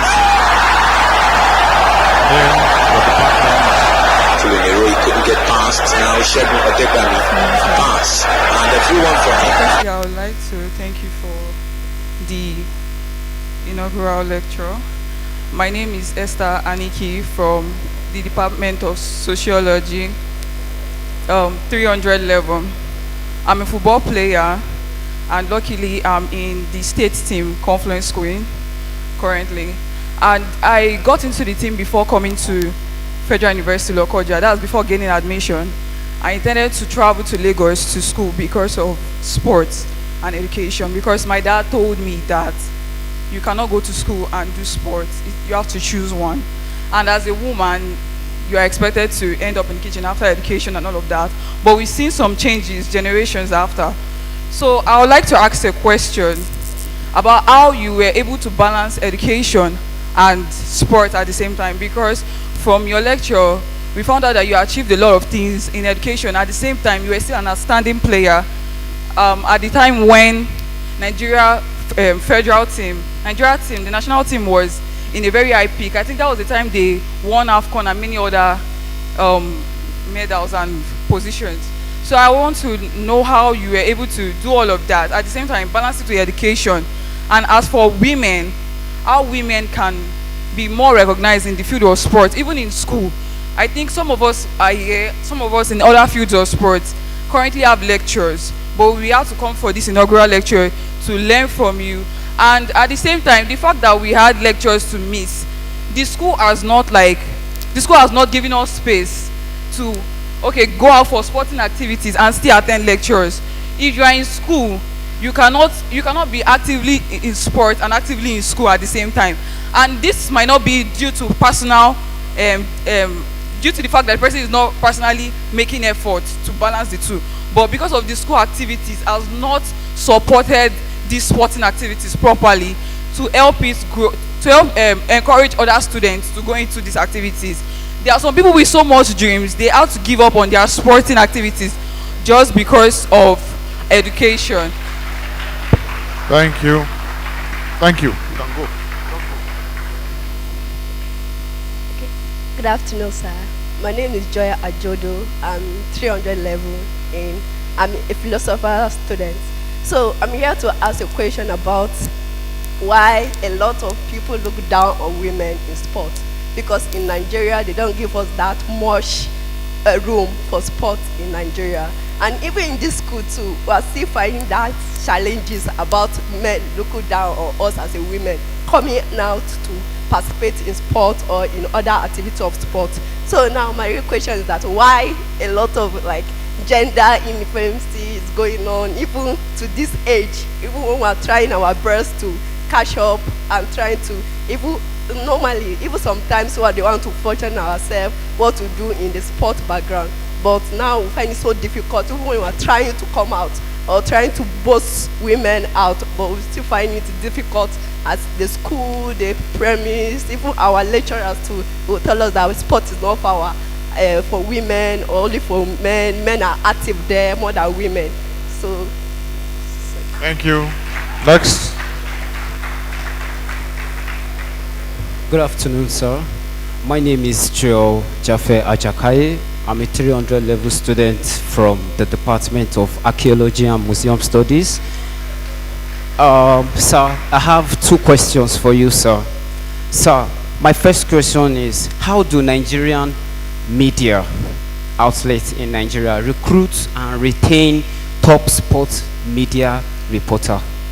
We all know how technology have greatly influenced the decision making of this country, especially when it comes to sport. This question is actually influenced by what someone that came outside to ask a question. He said he's a sport journalist. So I want to know, I am actually from the Faculty of Law, but I have a news channel that we use to give out information to students. But our information is basically on academics happening in the campus, but not on sports. So I want to know if there is a future for me as a sports journalist. Thank you very much, sir. Thank you very much.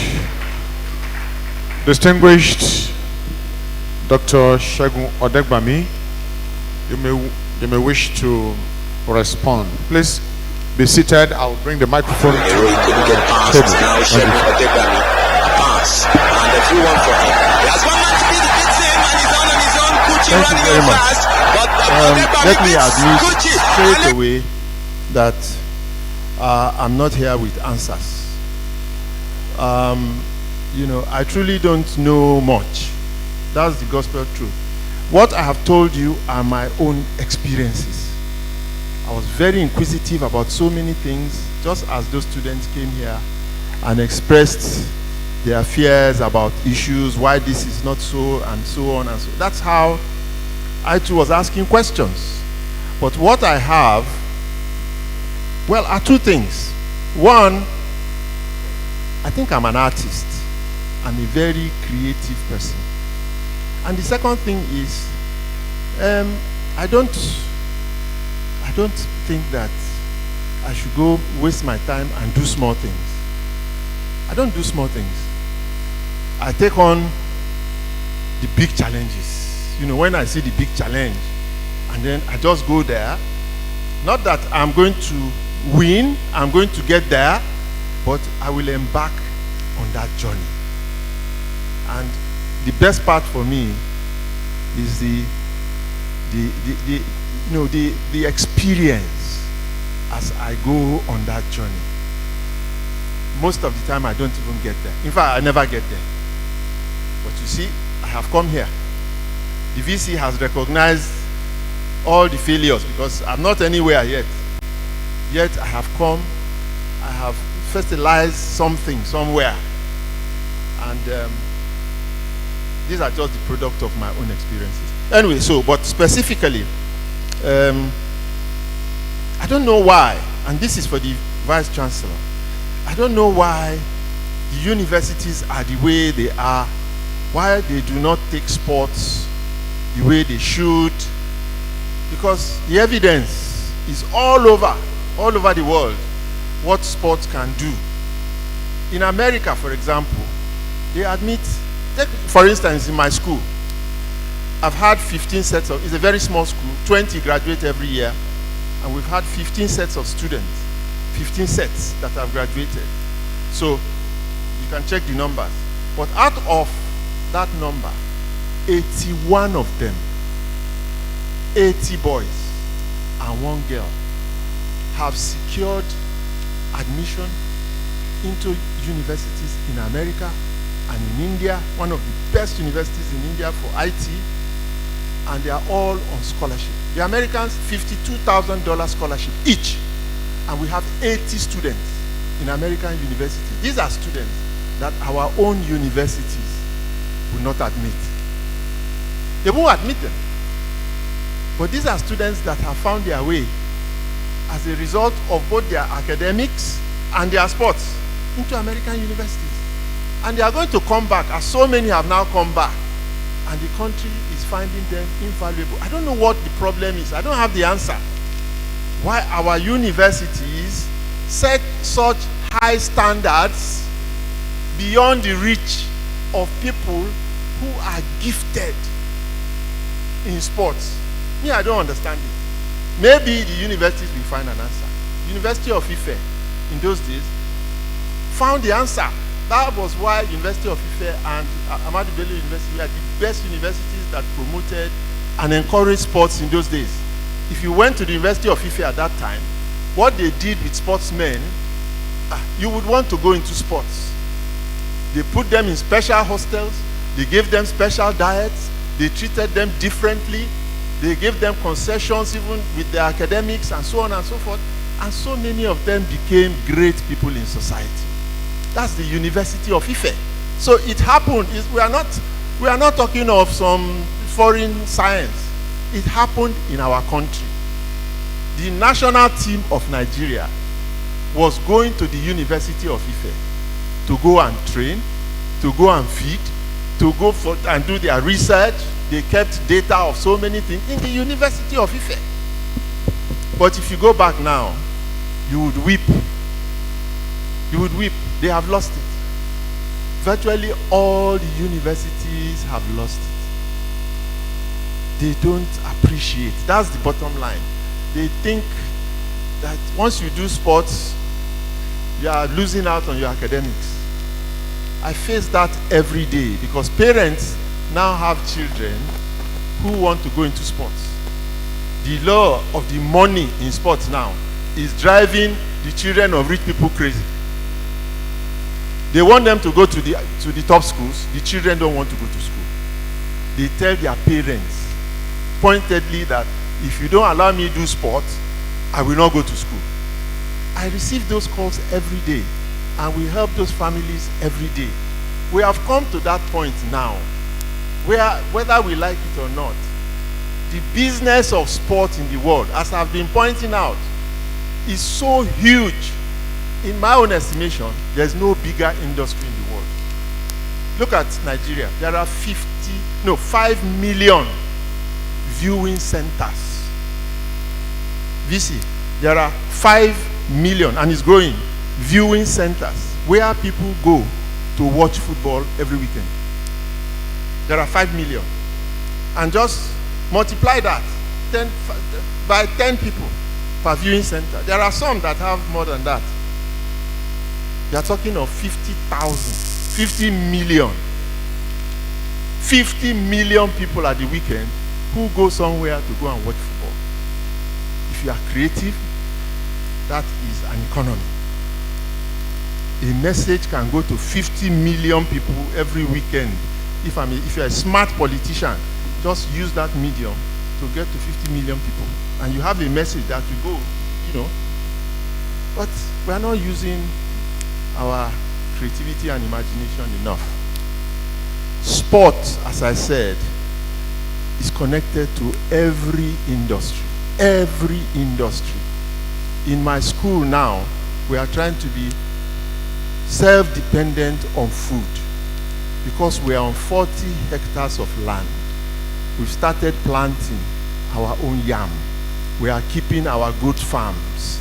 We started a fish farm. And the students are deeply involved. And we have a neighboring university, the Federal University of FUNAB. And I've had a conversation with the Vice Chancellor. I had a conversation with him before. Let's have a collaboration. Your university is here. Give my students a little concession. Agriculture is the future. Agriculture is the future. All of us, whether we like it or not. You know, that's why I'm going to the village, because the rate at which we are going now, if you don't have access to food, good food, you are going to be in trouble very soon. So we want to encourage our students to even take to agriculture whilst they are doing their sports. You want to be a lawyer, you can specialize in sports law, because the field is virgin. There's nobody there. There's nobody. Yet you are a lawyer. You can go there. The universities should provide us with the answer for how to recruit potential professionals in office through sports. Let them do their sport.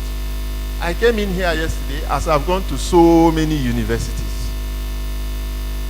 You know, there are certain things I cannot say.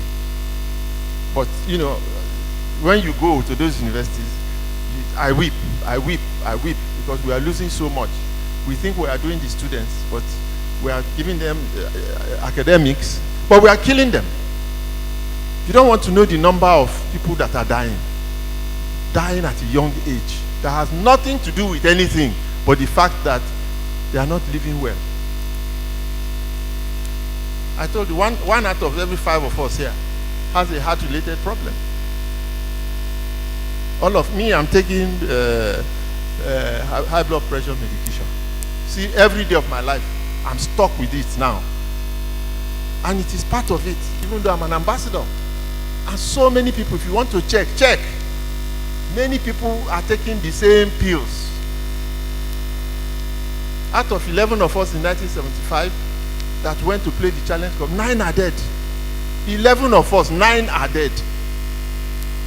They died at 30, at 40, at 50. So there's a problem in this country that goes beyond just isolating sports and chasing academics. And sports can help.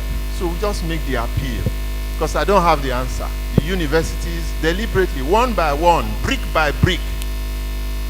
And I'm here today, and I'm challenging the Vice Chancellor that you should look into that area of sport. Haven't fertilized the mind a little now, and I will collaborate with whatever departments that want collaboration to see how we can help. We can help the students to guide them into pathways that will let them fulfill their passion for sports.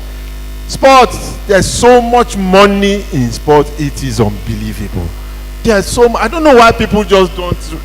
The money there is,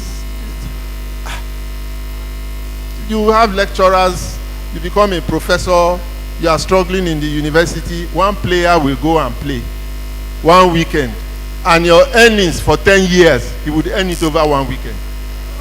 No, but it's true. I worked for so many years. I played football for like 14 years. All the money, the allowances, the salary that I earned through 14 years, one small player, 20 years old, will go and earn in 1 week. So I also, implore our own young students, you should challenge yourself. They tell you that you can't combine academics with sports. You can. It's going to be tough because you have to challenge your lecturers also. They don't want you to waste your time running around and not passing their exams. So even in America, where we send them to, if you don't do the exams well, attain a certain grade level, they will not allow you to take part in sports. So if you can do it abroad, you can do it here. So face the challenge and combine the two. Because if you can combine the two, I guarantee you it is paradise. It is paradise. So, sports and entrepreneurship, well, I think we have inferred that one here. you know, the opportunities are just legion. What do you want to do? Journalism, the sports media makes the most money out of journalism. You want to be a journalist going to the sports media, you make more money than anybody else. I am an evidence of that. Our publication is the biggest in Africa. It took 10 years of struggle, then 1 year we built the biggest newspaper house in the whole of Africa in 1 year. There's so much money. Is it television? Is it where? In sports.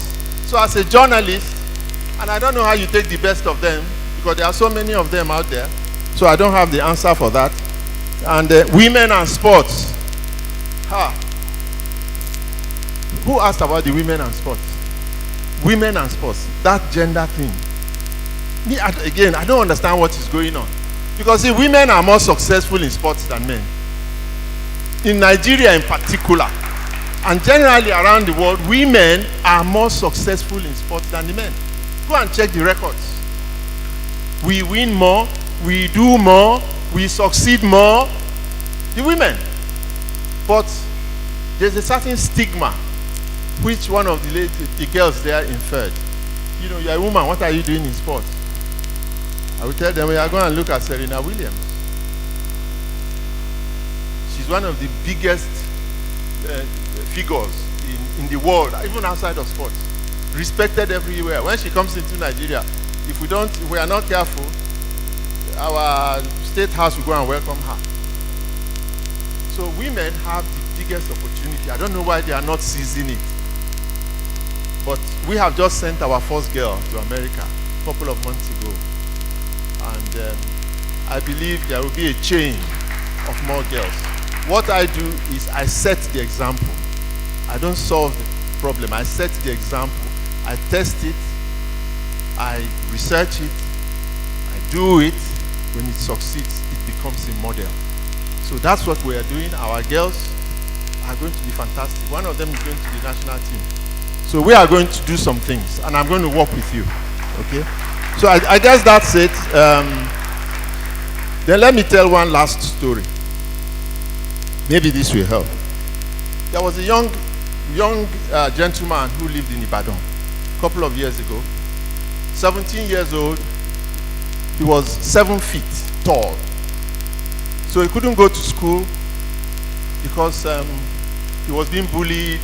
When he got out of the house, children would be making fun of him on the street. So he went in, he stopped going to school and sat at home for 1.5 years. And even within their sitting room, whenever they got up, his head would touch the ceiling fan, and so he got bent over. He was about 7 feet tall. So they told me the story. So I went to Ibadan and I saw him. And I invited him to come join my school. So Biodun decided that he would come. So he came to the school. And the first day the students saw him coming, they were laughing and making fun of him. They had the object of their jokes for the whole of that day. The following day, I went there and I invited everybody and they all sat. And I just said, look, you see this gentleman sitting here? That is my gold pot. I'm going to make so much money from this guy. In 4 years' time, this boy will come back to Nigeria and you all will line the streets to welcome him. I said, because you don't know what this man possesses that you are making fun of. Just watch my words. That was all I needed. The whole students changed their attitude towards him. They started looking at him with respect, and within 1 year, although we couldn't get his shoe size, he became a basketball player. We looked for size 53 everywhere. We couldn't find it. So Olumide, our Olympic captain, gave me a size 50, and they forced it into this guy's legs. He never took them off again. But anyway, he was in my school for about 1.5 years, preparing for his WAEC. Suddenly he disappeared. He was going to be head student of the school. And then when we looked for him, he had landed in Qatar. White people had come to take him. He was gold, pure gold. They took him to Qatar. they started training him. The guy is 7 feet 11 today.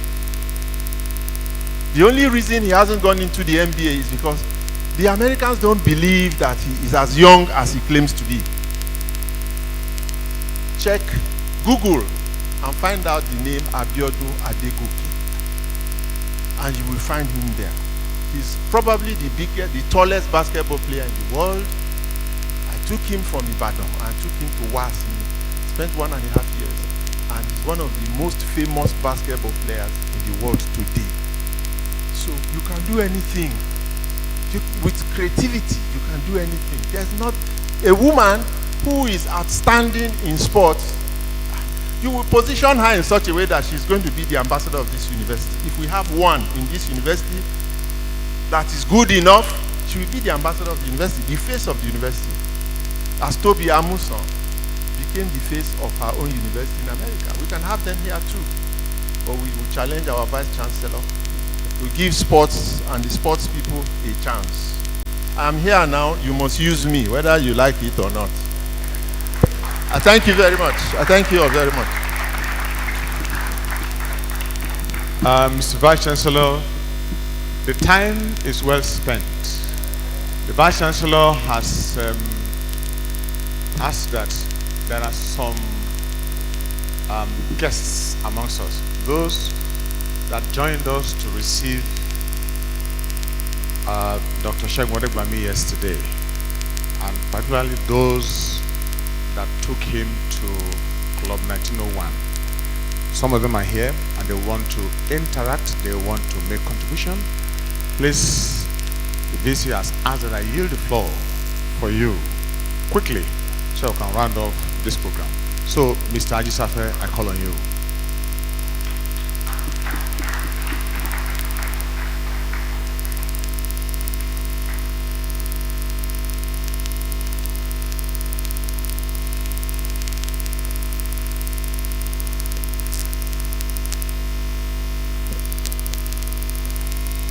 Mr. Vice Chancellor, sir,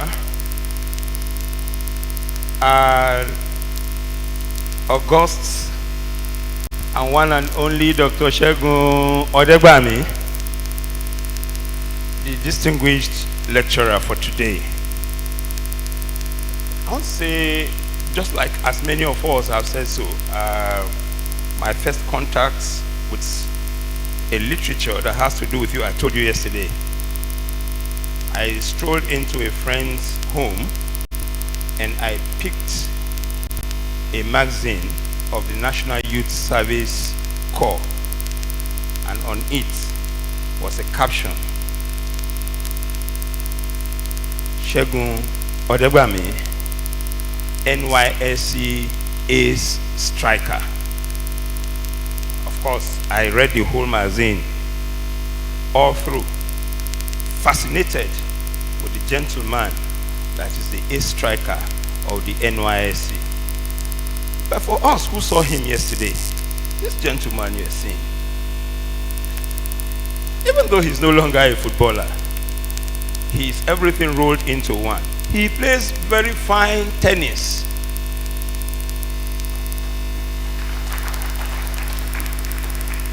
Very honestly, I haven't seen for a very long time a 73-year-old playing as good tennis as he did yesterday.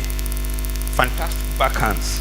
Not many tennis players play good backhands, at least in our own climb. But he does. No wonder he is as agile and as active and very, tennis equally has been studied and found that all tennis players are intelligent people. Hello, I can see Prof. All tennis people are intelligent people, and I actually want to say that it is no wonder that our lecturer for today has done a fantastic job of it. I'm even more fascinated with the business. Going to Wasimi yesterday when he was Wasimi is a railway station town, isn't it? I've passed through that place because my father was a railway worker, so we travel by the rail a lot. Wasimi is a railway town and of course an agricultural community. choice, going back to the roots. I have learned a lot here today. I'm a farmer too, but I have learned a lot, and definitely as we go back to our club 1901, our thoughts, our thinking, our action will be different. Even though we're trying to build a new tennis court, that means our vision for that new tennis court will be different. We want a third court, sir. And I'm sure the Vice Chancellor will be part of the third tennis court. My colleagues are here. They were wondering if we will not name it after the Vice Chancellor. Vice Chancellor, sir. And naming it after you means something, no? You know, thank you very much. They've already said yes. All right. I want to join the university in thanking our August lecturer for this mesmerizing lecture, as if he was on the pitch again. In those days, we had only radio. It was not like today, where even on your handset, you could watch a football match. And the radio gave us the whole graphics of what was going on the field. So we were part of it. So we want to thank you. We want to thank the Vice Chancellor for fishing out Dr. Olusegun Odegbami. Thank you, and God bless you. One man, the last man, who you had an encounter with yesterday with a backhand, Professor T.A. Umoru. Finally.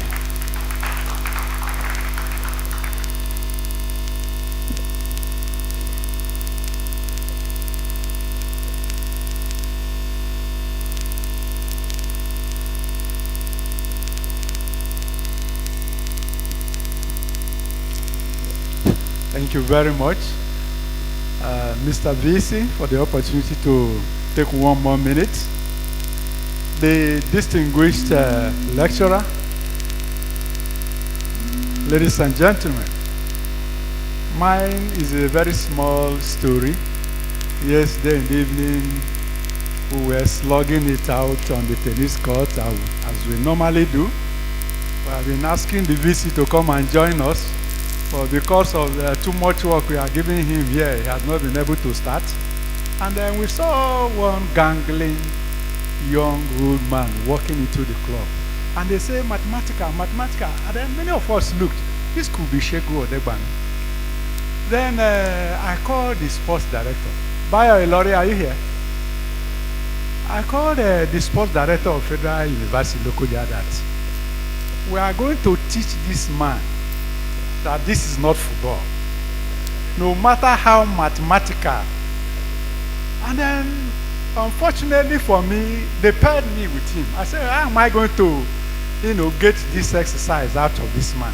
Then we put one terrible player across, and the game started. Long story short, this guy is still like a 30-year-old man. I was surprised.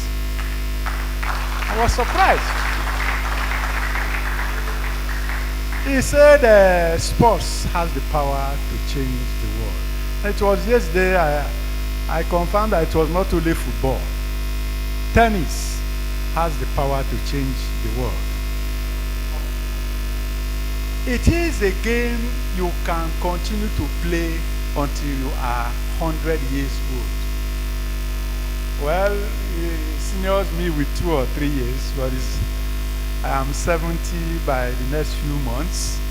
But I can bet you that tennis, our Vice Chancellor admin ran away when we showed him serious tennis. But I think he's rethinking coming back after seeing Segun Odegbami yesterday. Thank you for the opportunity. At Ilori, in the Ilori Club, anywhere he goes, he tries to influence the community. He changed our community yesterday. We wanted to go away, we could not until almost 10. The game went on through the floodlight, and the social aspect of him is different. Doesn't drink. Might put one small bottle like this, will be touching the bottle for the next 3 hours, has not taken anything. So thank you for the opportunity. I'm sure you will come today if you are not leaving the town, because tennis is the only thing that can keep you healthy. Hello? Come and join Lokoja Club. Thank you, and God bless you. Thank you very much. Unfortunately, he will not be able to come today because we have football match that he will be a special guest at 4 o'clock. Except to play at 8 o'clock there, sir. All right, we'll do that. We'll allow him to come. The Vice Chancellor, sir, it is now time that I invite you to come to present a token of souvenir to our distinguished public lecturer. Thank you very much. Thank you, sir. Let me also add one or two things. I remember those good old days. I think it was in the 70s. I think we were on 4 or from 5. That was the final between IICC.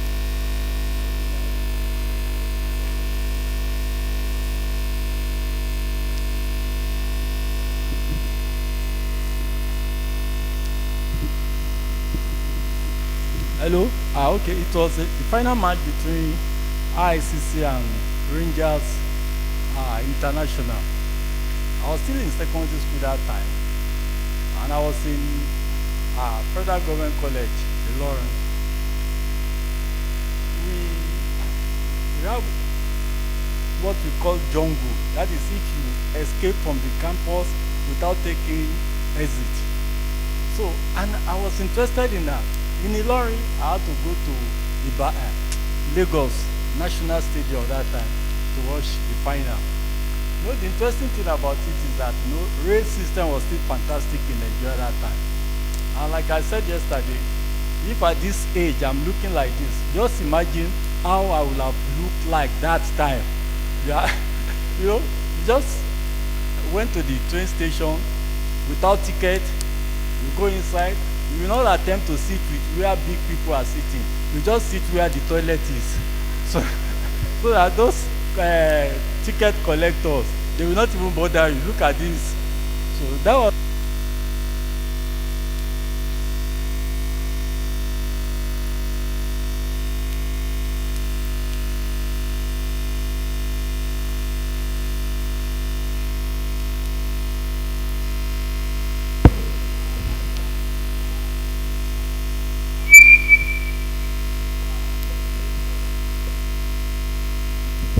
Ernest Okonkwo. I still remember one of very fantastic guy. He was I think it was whether it was Green Eagles that time, not Super Eagles. So one comment that I will never forget, he said he dribbled the first Christian, he dribbled the second Christian. This person must be a Muslim. Oh, this person must be a Muslim. No wonder Muhammad Baba Otu Muhammad. Fantastic guy, and I just pray one day this man will be recognized. We try our possible best. That Ernest Okonkwo, he changed the narrative concerning sport that time. And those good old days, when you are watching any live something in television, you switch off the volume. You don't put on the volume. You listen to the radio something, and you enjoy it best at that particular time. So, but most of these people are forgotten now. Dr. Segun Odegbami, yesterday when we were discussing, he mentioned Emmanuel Okala. He said today Emmanuel Okala hardly see. He said Emmanuel Okala will be like this. To look at him, and as soon as he dropped the fingers, he cannot see again. But they are wasting away. Those are people that have given their best to the nation. Christian Chukwu is using walking stick. These are people that are, and that is why, sir, you say you are looking for an answer from the university. That is the answer. Federal government is not taking care of it, and you will never encourage any of your students to go into this when the federal government has no plan for the sportsmen and stuff. It's only when they go outside the country they make name. So this is what I think my own contribution to this. But in our own small way, we see what we can do to continue to encourage sporting activities in the university. Why we are going through this stress is because strike today, strike tomorrow. We don't have a steady academic program again, and we want to end within the stipulated time. So that is why, well, when we were in school that time, every Wednesday, 4 p.m., lectures must stop. We are all expected to participate in one sporting activity or the other. But today you cannot do it, sir, because the academic program is so short, and we need to graduate these students. But I want to encourage them, sir, so that it is possible to combine the two together, because it is to your own advantage. I made mention to you yesterday, one of my cousins, he was one of those who won the Atlanta gold medal. It was at the time he was to be given, I think already was given admission to Kaduna Polytechnic. It was that eve of that, I think he was the captain of First Bank or stationery store. The football match they play on Saturday, the German agent discovered him and they gave him a visa the second day, Sunday. Saturday, the German was on the field, saw this fantastic player. The second day, got a visa for him and took him to Fortuna Düsseldorf. Already abandoned the Kaduna Polytechnic of his stuff. But unfortunately, he put so much effort to it without thinking of the economy, his future. And unfortunately, he was a defender. You know, attackers, they are more valued than defender. You know, suddenly they just reject him in Germany after using him. So he had to come back to Nigeria, no certificate again, nothing again. So I think it's still very good for us, especially our students, to make sure education is still very important. But it is with education you can brand yourself. So I will encourage you, please don't abandon your education, but sport is the in thing in the country today. On this note, I want to invite our guest lecturer. We have a small presentation just to mark your coming to our university today. I want it to be specially placed in your school, sir. Federal University Lokoja. Thank you, sir, for a wonderful lecture, sir.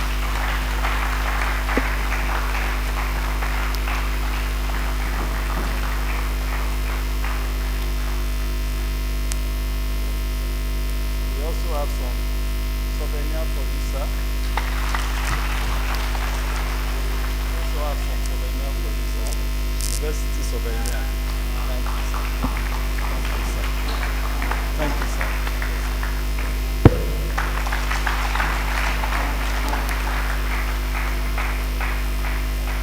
The registrar, Ma, word of thanks. Thank you.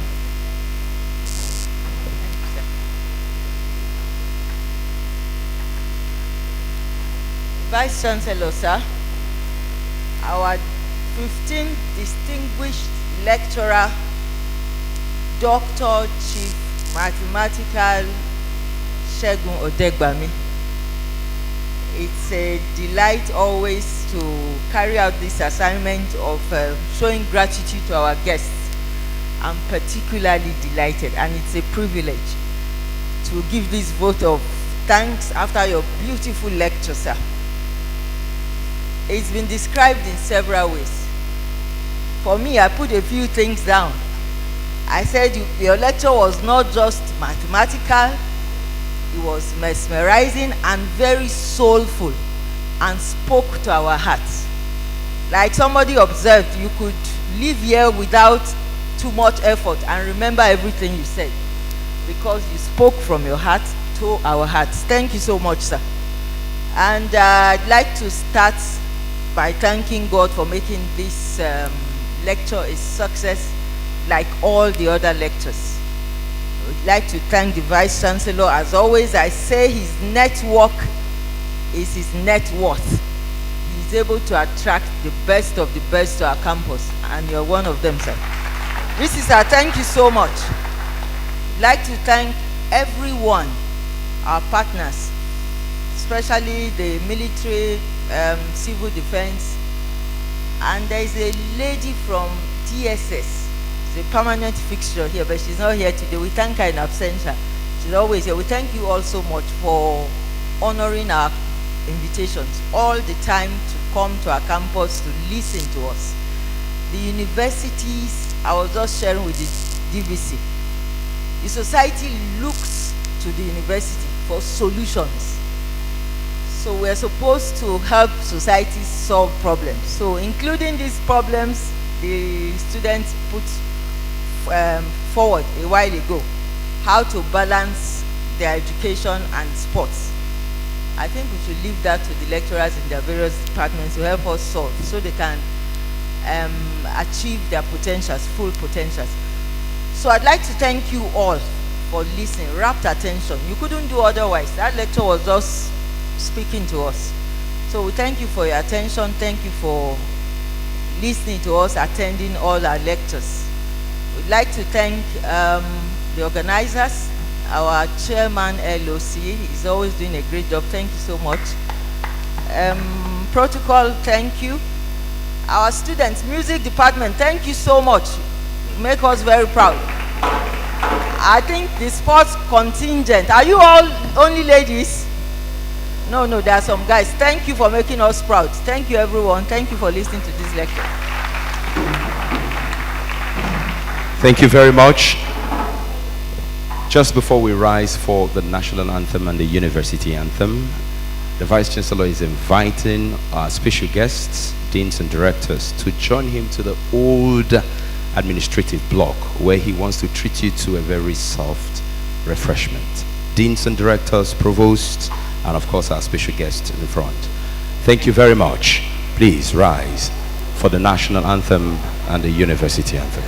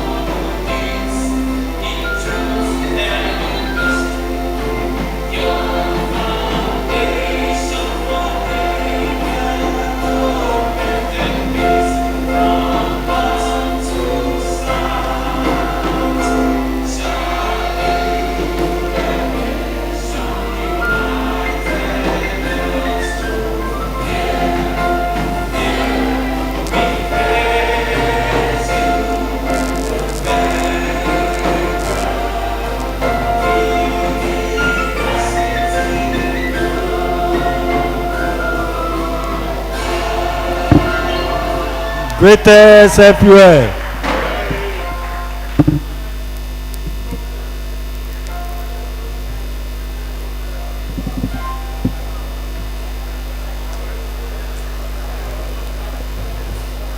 Thank you, sir. Mr. Vice Chancellor, sir.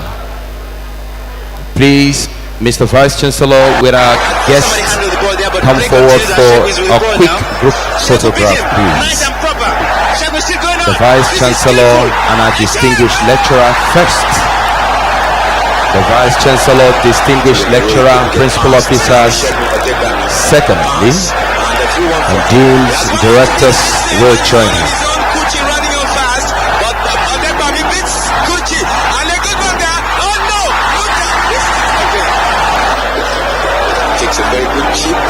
Principal officers, please join the Vice Chancellor.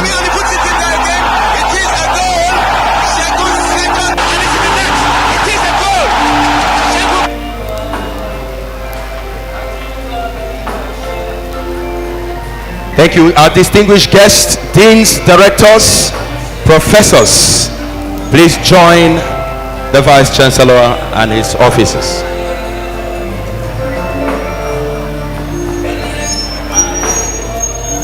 After that, the athletes with their director